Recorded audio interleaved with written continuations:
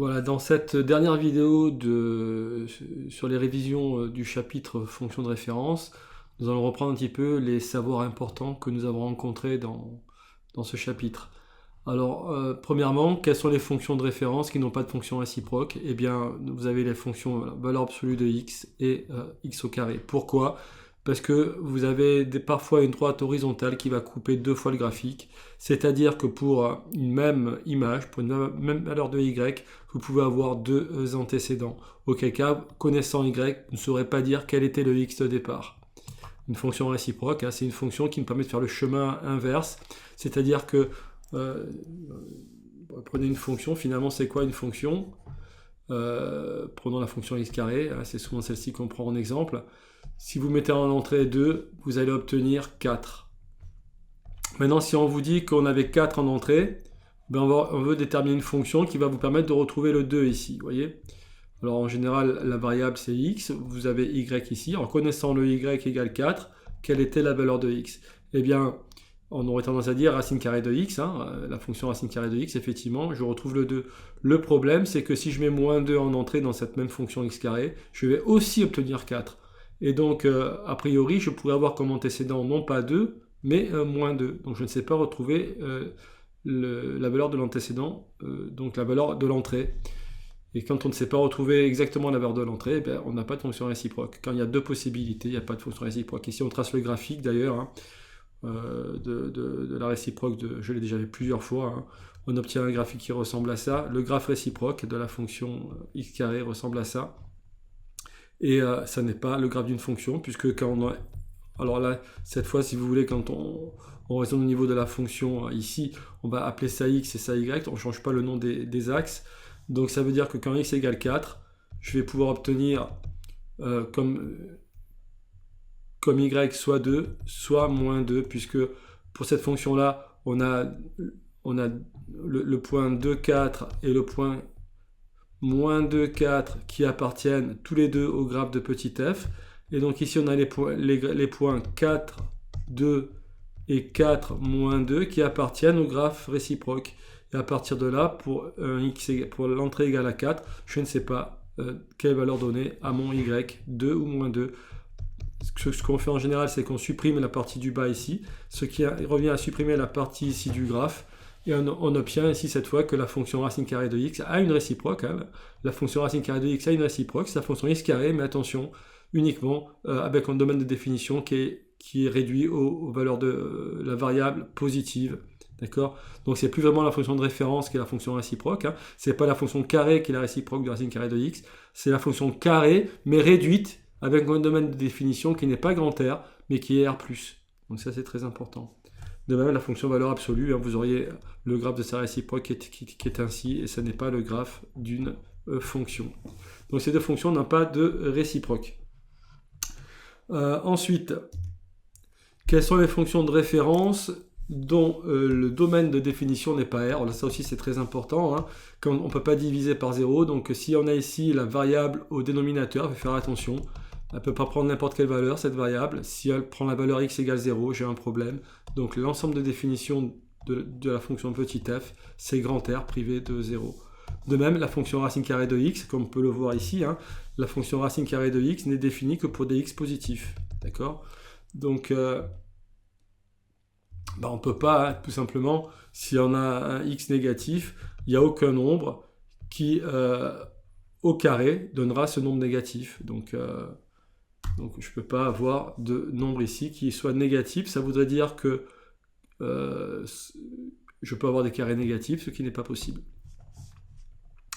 Donc ici, on doit avoir x, retenez bien ça en particulier, donc on doit, sous la racine, on doit forcément mettre un nombre positif, ou nul, peut être égal à 0, racine carrée de 0, c'est 0, mais pas négatif. Racine carrée de 4, c'est par exemple 2, 2 fois 2, ça fait 4, mais racine carrée de moins 4, eh bien 2 fois 2, ça fait 4, mais moins 2 fois moins 2, ça fera 4 aussi, donc je n'ai pas de racine carrée de moins 4, donc il faut éviter d'écrire racine carrée de nombre négatif, ça se fait pas, d'accord?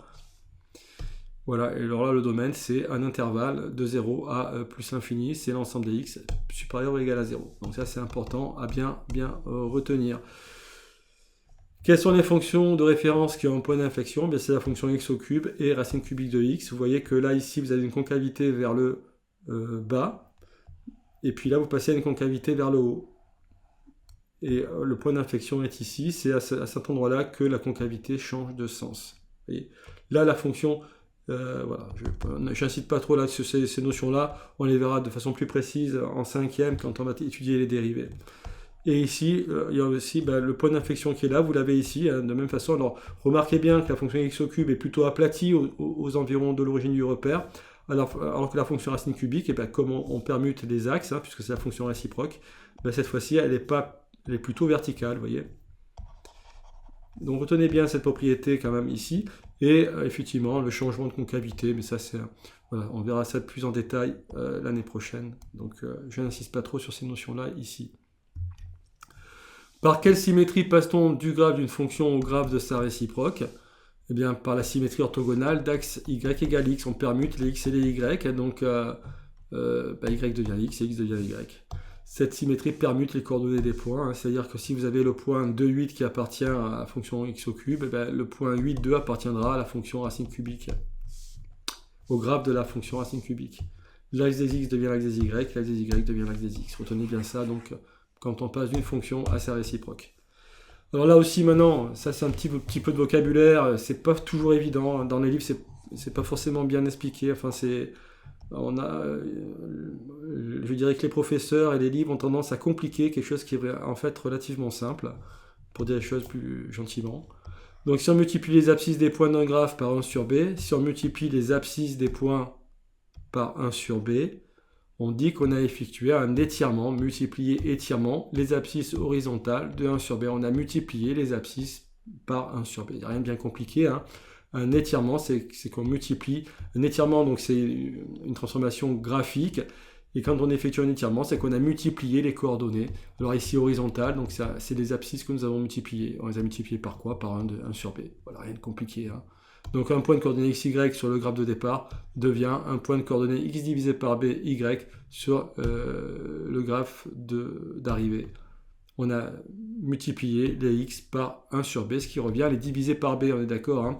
Quand on multiplie par 1 sur b, c'est qu'on divise par b. Et de même, si on divise par un nombre, ça revient à multiplier par son inverse. Retenez bien ça quand même, c'est quelque chose de très important. Et ce serait l'occasion ici, si on présentait bien ces notions-là, de le rappeler, parce que c'est pas forcément clair pour tout le monde. Quand on voit calculer avec des fractions, il n'est pas forcément clair pour tout le monde que par exemple, quand on écrit 4 divisé par 1 demi, eh bien c'est égal à 4 fois 2, d'accord? C'est 4 fois l'inverse de 1 demi, c'est-à-dire 2.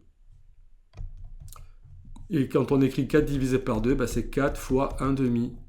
Voilà, essayez quand même d'avoir ces réflexes-là qui sont pas toujours acquis, alors que normalement, ils devraient l'être en 4e.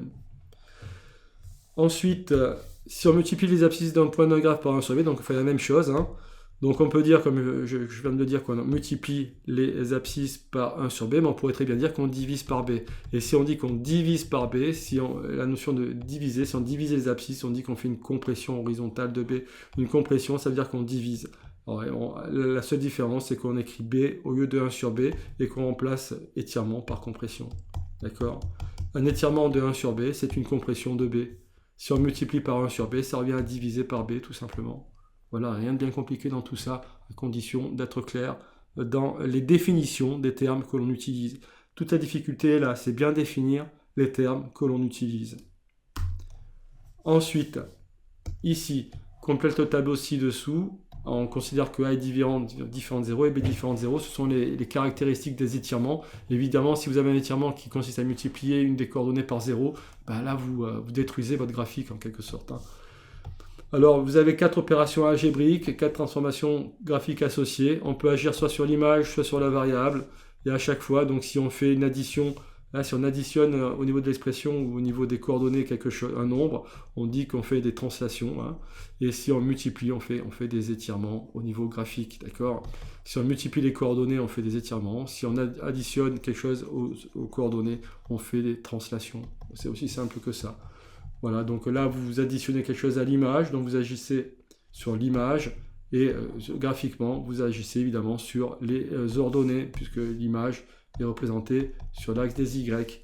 Par contre, si vous agissez sur la variable, ici vous ajoutez plus 2 à la variable, et bien au niveau du graphique, vous allez agir sur les abscisses. Et attention, quand on agit sur la variable, on fait toujours le contraire sur les abscisses. Si on ajoute C à la variable, on doit enlever C aux abscisses.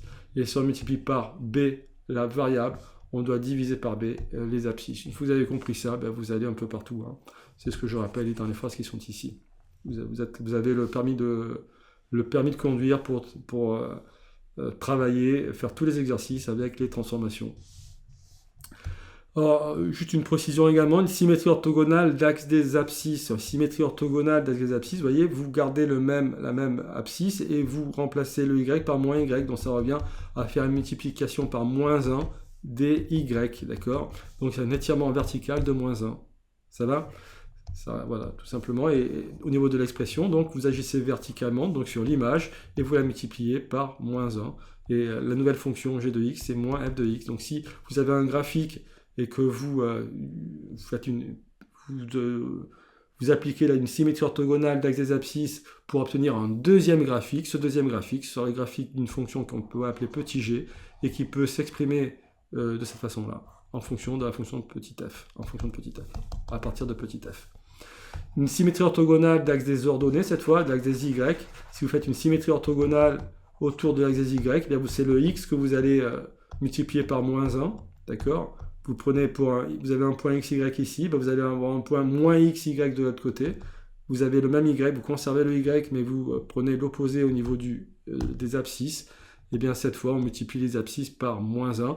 Alors, vous faites un étirement horizontal de moins 1. Alors on pourrait dire compression horizontale de moins 1 aussi, hein, parce que multiplier ou diviser par moins 1, c'est le même résultat. Donc on ne va pas s'embêter avec ces trucs-là. Et on multiplie donc... Alors, si vous multipliez par moins 1 les abscisses, vous devez diviser par moins 1 la variable. Alors, diviser par moins 1, on ne s'embête pas, on ne va pas écrire x divisé par moins 1, on met directement moins x ici. Hein. Voilà, tout simplement. Alors, une multiplication par 1/2, c'est une division par 2, d'accord? Si on multiplie par 1/2, ça revient à diviser par 2. Eh bien, l'étirement, c'est la même chose. Si on étire de 1/2, ça veut dire qu'on fait une compression de 2. D'accord, voilà. Le terme étirement, si on fait un étirement sur une coordonnée, c'est qu'on multiplie cette coordonnée par un certain nombre. Voilà, c'est la définition. Une fois que vous avez votre bonne définition, ben vous allez... et quand vous dites que vous faites une compression de 2 des abscisses, c'est que vous divisez par 2 les abscisses, tout simplement. Voilà. On ne va pas aller chercher plus loin. Ben, je vous remercie de votre attention.